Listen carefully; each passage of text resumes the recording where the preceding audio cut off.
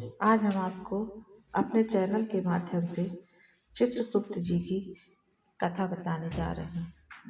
सुनिए। मंत्री श्री धर्मराजस्य चित्रगुप्तः शुभंकरः पायान् मां सर्वपापेभ्यः शरणागत वत्सलः। एक बार युधिष्ठिर जी भीष्म जी से बोले, हे पितामह, आपकी कृपा से मैंने धर्मशास्त्र सुने, परंतु यम द्वितीया का क्या पुण्य है, क्या फल है, यह मैं सुनना चाहता हूँ। आप कृपा करके मुझे विस्तार पूर्वक कहिए। भीष्म जी बोले, तूने अच्छी बात पूछी, मैं उस उत्तम व्रत को विस्तार पूर्वक बताता हूँ। कार्तिक मास के उजले और चैत के अंधेरे की पक्ष को द्वितीया होती है, वह यम द्वितीया कहलाती है।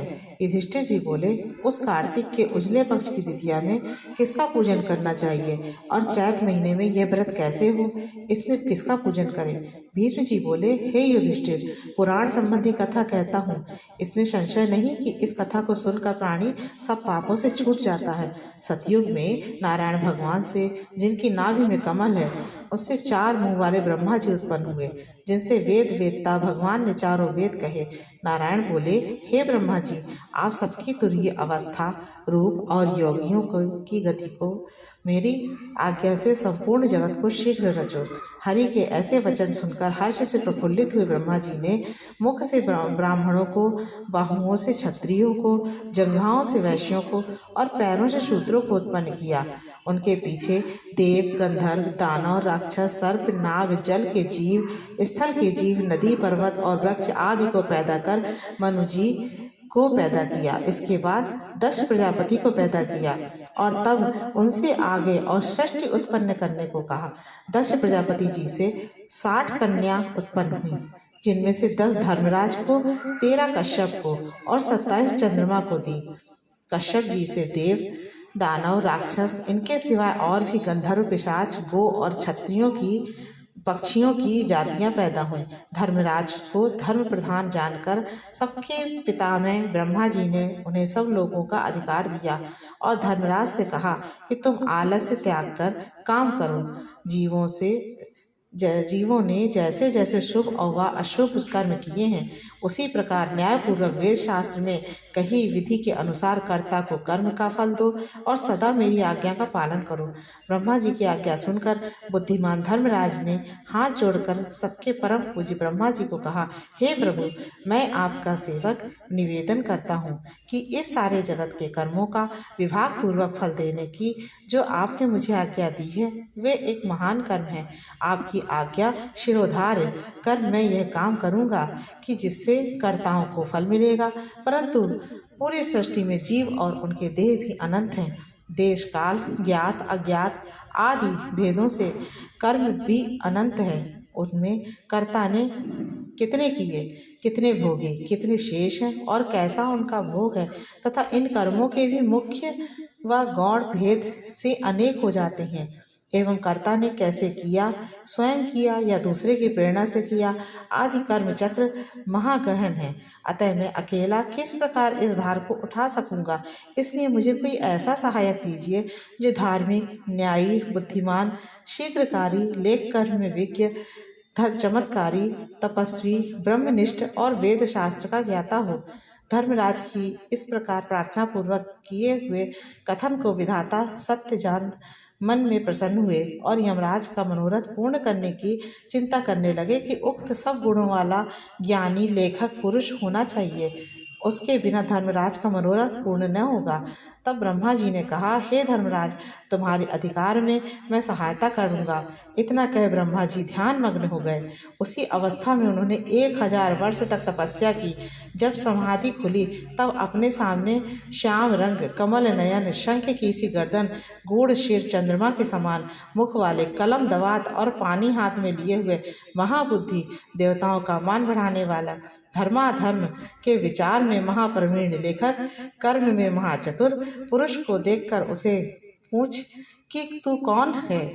तब उसने कहा, हे प्रभु, मैं माता पिता को तो नहीं जानता, किंतु आपके शरीर से प्रकट हुआ हूँ, इसलिए मेरा नामकरण कीजिए और कहिए कि मैं क्या करूँ। ब्रह्मा जी ने उस पुरुष के वचन सुन अपने हृदय से उत्पन्न हुए उस पुरुष को हंसकर कहा, तू मेरी काया से प्रकट हुआ है, इससे मेरी काया में तुम्हारी स्थिति है, इसलिए तुम्हारा नाम कायस्थ चित्रगुप्त है। धर्मराज के पूर्व में प्राणियों के शुभाशुभ कर्म लिखने में उसका तू सखा बने, इसलिए तेरी उत्पत्ति हुई है। ब्रह्मा जी ने चित्रगुप्त से यह कहकर धर्मराज से कहा, हे धर्मराज, यह उत्तम लेखक तुझको मैंने दिया है, जो संसार में सब कर्म सूत्र की मर्यादा पालने के लिए है। इतना कहकर ब्रह्मा जी अंतर्ध्यान हो गए। फिर वह पुरुष कोटि नगर को जाकर चंड प्रचंड ज्वालामुखी काली जी के पूजन में लग गया। उपवास कर उसने भक्ति के साथ चंडिका जी की भावना मन में की। उसने उत्तमत्ता से चित्त लगाकर ज्वालामुखी देवी का जप और श्रोतों से भजन पूजन और उपासना इस प्रकार की, हे जगत को धारण करने वाली, तुमको नमस्कार है महादेवी, तुमको नमस्कार है। स्वर्ग मृत्यु पाताल आदि लोक लोकांतरों को रोशनी देने वाली, तुमको नमस्कार है। संध्या और रात्रि रूप भगवती, तुमको नमस्कार है। श्वेत वस्त्र धारण करने वाली सरस्वती, तुमको नमस्कार है। सत रज तमो गुण रूप देवगणों को कांति देने वाली देवी, हिमाचल पर्वत पर स्थापित आदि शक्ति चंडी देवी, तुमको नमस्कार है। उत्तम और न्यून गुणों से रहित वेद की प्रवृत्ति करने वाली 33 कोटि देवताओं को प्रकट करने वाली, त्रिगुण रूप निर्गुण गुण रहित गुणों से परे गुणों को देने वाली, 3 नेत्रों वाली, 3 प्रकार की मूर्ति वाली, साधकों को वर देने वाली, दैत्यों का नाश करने वाली, इंद्रादि देवों को राज्य देने वाली, श्री हरि से पूजित देवी, हे चंडिका, आप इंद्रादि देवों को जैसे वरदान देती हैं वैसे ही मुझको वरदान दीजिए। मैंने लोगों के अधिकार के लिए आपकी स्तुति की है, इसमें संशय नहीं है। ऐसी स्तुति को सुन देवी ने चित्रगुप्त जी को वर दिया। देवी जी बोली, हे चित्रगुप्त, तूने मेरा आराधन पूजन किया, इससे मैंने आज तुमको वर दिया कि तू परोपकार में कुशल, अपने अधिकार में सदा स्थिर और असंख्य वर्षों की आयु वाला होगा। यह वर देकर दुर्गा देवी जी अंतर्ध्यान हो गईं। उसके बाद चित्रगुप्त धर्मराज के साथ उनके स्थान पर गए और वह आराधना करने योग्य अपने आसन पर स्थित हुए। उसी समय ऋषियों में उत्तम ऋषि सुशर्मा ने, जिसको संतान की चाहना थी, उसने ब्रह्मा जी का आराधन किया। तब ब्रह्मा जी ने प्रसन्नता से उसकी इरावती नाम की कन्या को पाकर चित्रगुप्त के साथ उसका विवाह किया। उस कन्या से चित्रगुप्त के 8 पुत्र उत्पन्न हुए, जिनके नाम यह हैं: चारु, सुचारु, चित्र, मतिमान, हिमवान, चित्रचारु, अरुण और 8वां अतीन्द्रिय। दूसरी जो मनु की कन्या दक्षिणा चित्रगुप्त से विवाही गई, उनके 4 पुत्र हुए। उनके भी नाम सुनो: भानु, विभानु, विश्वभानु और वीर्यवान। चित्रगुप्त के ये 12 पुत्र विख्यात हुए और पृथ्वी तल पर विचरे। उनमें से चारु मथुरा जी को गए और वहाँ रहने से मथुरा हो गए। हे राजन, सुचारु गौड़ बंगाले को गए, इससे वे गौड़ हुए। चित्रभट्ट नदी के पास के नगर को गए, इससे वे भट्ट नागर कहलाए। श्रीवास नगर में भानु बसे, इससे वह श्रीवास्तव कहलाए। हिमवान अम्बा दुर्गा जी की आराधना कर अम्बा नगर में ठहरे, इससे वह अम्बष्ट कहलाए। सखसेन नगर में अपनी भार्या के साथ मतिमान गए, इससे वह सूर्यध्वज कहलाए और अनेक स्थानों में बसे, अनेक जाति कहलाए। उस समय पृथ्वी पर एक राजा, जिसका नाम सौदास था, सौराष्ट्र नगर में उत्पन्न हुआ। वह महापापी, पराया, धन चुराने वाला, पराई स्त्रियों में आसक्त, महाअभिमानी, चुगलखोर और पाप कम करने वाला था। हे राजन, जन्म से लेकर सारी आयु पर्यंत उसने कुछ भी धर्म नहीं किया। किसी समय वह राजा अपनी सेना लेकर उस वन में, जहाँ बहुत हिरण आदि जीव रहते थे, शिकार खेलने गया। वहाँ उसने निरंतर व्रत करते हुए एक ब्राह्मण को देखा। वह ब्राह्मण चित्रगुप्त और यमराज जी का पूजन कर रहा था। यम द्वितीया का दिन था। राजा ने पूछा, महाराज, आप क्या कर रही हैं? ब्राह्मण ने यम द्वितीया व्रत कह सुनाया। यह सुनकर राजा ने वहीं उसी दिन कार्तिक के महीने में शुक्ल पक्ष की द्वितीया को धूप तथा दीपादि सामग्री से चित्रगुप्त जी के साथ धर्मराज का पूजन किया। व्रत करके उसने बाद वह अपने घर में आया। कुछ दिन पीछे उसके मन को विस्मरण हुआ और वह व्रत भूल गया। याद आने पर उसने फिर से व्रत किया। समयोपरांत काल संयोग से वह राजा सौदास मर गया। यमदूतों ने उसे दृढ़ता से बांधकर यमराज जी के पास पहुंचाया।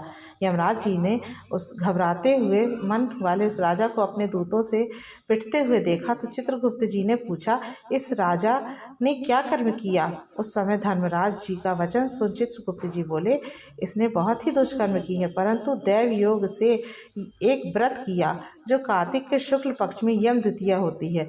उस दिन आपका और मेरा गंध चंदन फूल आदि सामग्री से एक बार भोजन के नियम से और रात्रि में जागने से पूजन किया।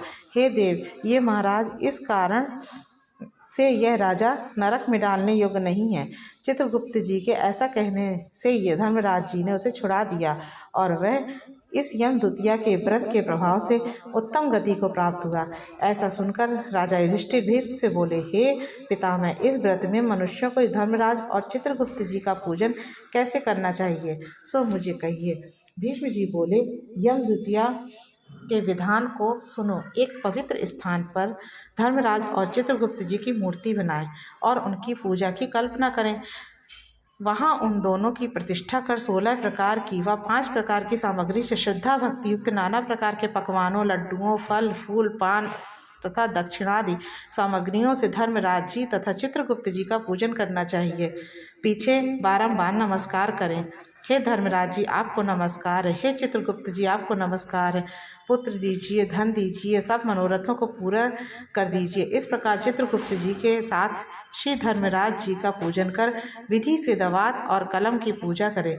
चंदन, कपूर, अगर और नैवेद्य, पान, दक्षिणादि सामग्रियों से पूजन करें और कथा सुने। बहन के घर भोजन कर उसके लिए धन आदि पदार्थ दें।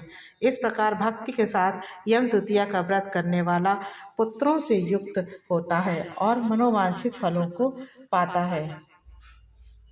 जय हो चित्रगुप्त जी महाराज की।